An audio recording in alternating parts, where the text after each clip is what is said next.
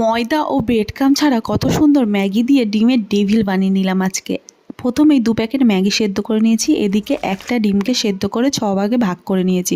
এরপর দিয়ে দিয়েছি পেঁয়াজ কুচি, রসুন বাটা, আদা বাটা, কাঁচা লঙ্কা কুচি, শুকনো লঙ্কার গুঁড়ো, ধনিয়া গুঁড়ো, দিয়ে দিলাম 1 চামচ মতো নুন, 1 প্যাকেট ম্যাগি মশলা, দিয়ে দিলাম 1 চামচ সয়া সস, 2 চামচ মতো কর্নফ্লাওয়ার। তারপরে ওটাকে ভালো করে মেখে নিয়ে ওখানেই সেদ্ধ করে রাখা ম্যাগিগুলোকে দিয়ে একটু সামান্য হলুদ, আবার 2 চামচ মতো কর্নফ্লাওয়ার, তারপর ভালো করে মেখে নিয়ে এরপর ওই টুকরো টুকরো ডিমগুলোকে এই ম্যাগির সাহায্যে আমাকে কোট করতে হবে।